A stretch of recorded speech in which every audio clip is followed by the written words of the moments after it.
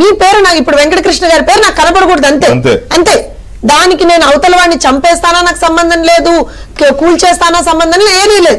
రాజధాని అంతే. ఇప్పుడు అదే జరిగింది కదా సార్, 5 సంవత్సరాల్లో రాజధానిని నేను కట్టను అనుకున్నాడు అంతే. ఎందుకు చంద్రబాబు నాయుడు గారికి పేరు వస్తుందో నేను కట్టను అంతే.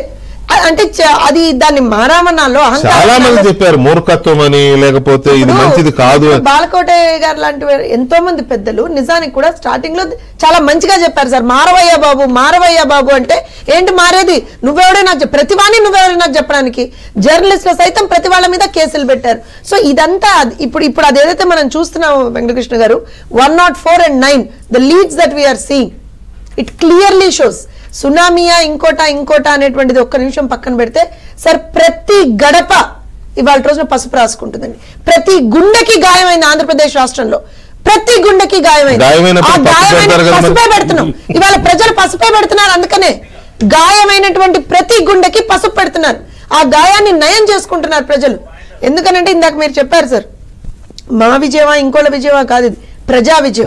మేము ఇవాళ రోజున అలయన్స్ లోకి వచ్చింది కూడా ప్రజల కోసమే, ప్రజల కోసం పుట్టినటువంటి పార్టీ సార్ మాది. మాకు ఇంకేమీ లేదు, అధికారంలో ఉన్నా ప్రతిపక్షంలో ఉన్నా మేము ఎప్పుడు ఇలానే ఉన్నాం. We have never changed. అధికారంలో ఉంటే విర్రవీగలేదు, ప్రతిపక్షంలో ఉంటే డిప్రెస్ అవ్వలేదు.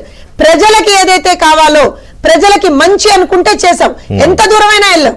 ఇది తెలుగుదేశం పార్టీ కార్యకర్తల నుంచి చెప్తున్నాను sir. I'm just not talking about the leaders. ఇక్కడ గమ్మత్తైన విషయం ఏంటంటే చాలా నియోజకవర్గాల్లో ఏనాడు గతంలో తెలుగుదేశం పార్టీ దాదాపు ఒక 20 ఏళ్లుగా 30 దాదాపు 30 స్థానాల్లో కనీసం గెలవడం కూడా సాధ్యం కాని స్థానాల్లో కూడా తెలుగుదేశం లీడ్స్ వస్తున్నాయి.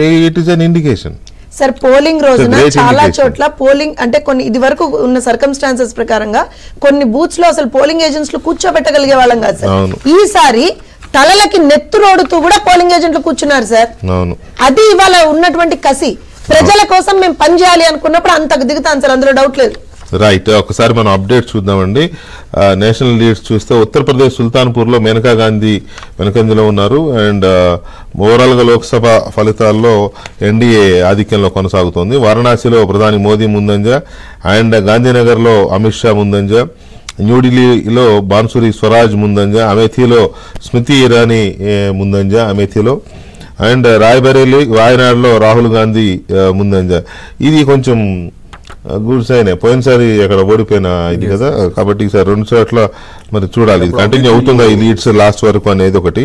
అండ్ లక్నోలో రాజ్నాథ్ సింగ్ ముందంజలో ఉన్నారు, కనౌజ్ లో అఖిలేష్ యాదవ్ ముందంజలో ఉన్నారు, ఆయన భార్య డింపుల్ యాదవ్ కూడా మొయిన్పురిలో ముందంజలో ఉన్నారు, మధురలో ముందంజలో హేమమాలిని ముందంజలో ఉన్నారు. అండ్ ఇక ఏపీకి వస్తే అనంతపురంలో ఎంపీ అంబికా లక్ష్మీనారాయణ ఆధిక్యంలో ఉన్నారు. అండ్ శ్రీశైలంలో టీడీపీ అభ్యర్థి రాజశేఖర్ రెడ్డి. మాచర్ల నియోజకవర్గంలో పోలింగ్ అనంతరం పోలింగ్ రోజు జరిగిన సంఘటనలు జరిగినప్పటికీ కూడా పోస్టల్ బ్యాలెట్స్ లో మాత్రం ఉద్యోగులు తెలుగుదేశం పార్టీకి జై కొట్టారు. అదేవిధంగా తెలుగుదేశం అలైన్స్ ఏవేవి ఉన్నాయో జనసేన బీజేపీకి కూడా జై కొట్టారు. జనసేనలో పిఠాపురంలో పవన్ కళ్యాణ్ పోస్టల్ బ్యాలెట్లు దాటి ఈవీఎం కౌంటింగ్ ప్రారంభమైంది. ఫస్ట్ రౌండ్ కూడా పూర్తవుతుంది. రాజమండ్రి సిటీలో వైసీపీ అభ్యర్థి మార్గాన్ని భరత్ తొలి రౌండ్ పూర్తి కాగానే కౌంటింగ్ కేంద్రం నుంచి వెళ్ళిపోయారు. అక్కడ ఆదిరెడ్డి వాసు లీడ్లో ఉన్నారు.